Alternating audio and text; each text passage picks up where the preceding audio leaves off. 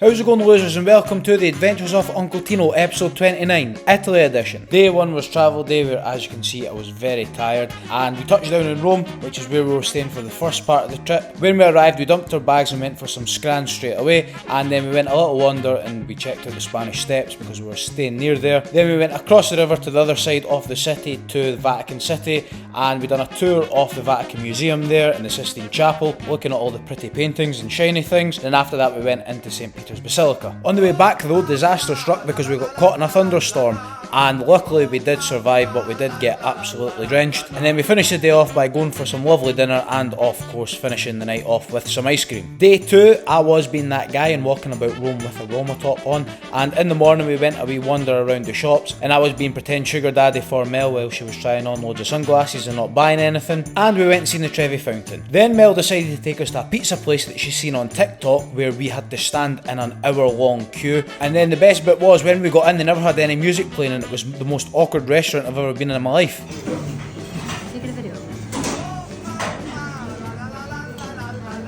However, the pizza did actually end up being amazing, so it wasn't too bad. We then went and seen the Pantheon, and then of course some more ice cream. In the evening we then went and done our tour of the Colosseum, which obviously is amazing. If you've never been, you really need to make sure that you get yourself there at least one time in your life. We then went a walk in my favourite part of Rome, which is the Roman Forum and the Imperial Gardens, which is where all the high-ranking officers and royalty used to stay, and obviously that's where I'd be staying if I was around back in those days. We then found a nice rooftop bar to grab a drink in, but there was this Uncle Tino wannabe who was filming herself for her Instagram, but she was actually a little bit of a MILF, so I let her off. We then seen the Trevi Fountain at night, grabbed some dinner and went to bed. Day 3 we took a day trip down to Florence, which I've never been to before, and it's actually a really cool place, and we just went a wee wander about, got some food including maybe the best sandwich that I've ever had in my life. It was absolutely unbelievable. I also seen they directed a statue of me here as well, which was really kind of them. We made sure to grab a glass of wine from one of the wine windows, but of course it had to be the one that Mel saw on TikTok, which was another 45-minute queue for one stinking glass of wine. Day 4 started off with doing some check-ins, which I've done every day in case you're wondering, and then we grabbed our hire cart and we were away down to the mountains, down to Atina, which is the village where my family's from, and we're mostly chilling down there, taking in some of the views and eating a lot of the food. And once we got all settled down, we went across to one of the neighbouring villages, which is called Pichinisco, which is away up in the mountains,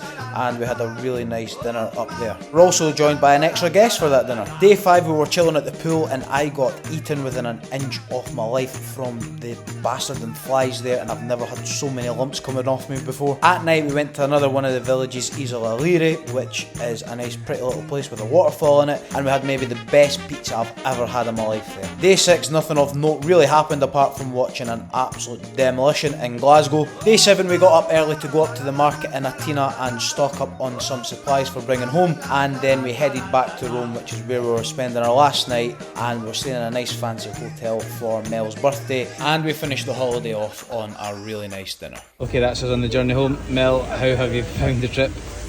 Good. Good, just good. A week in Italy, just been good. Any further thoughts? Nothing else to add? Was my Italian good? No. Well, at least we got a word.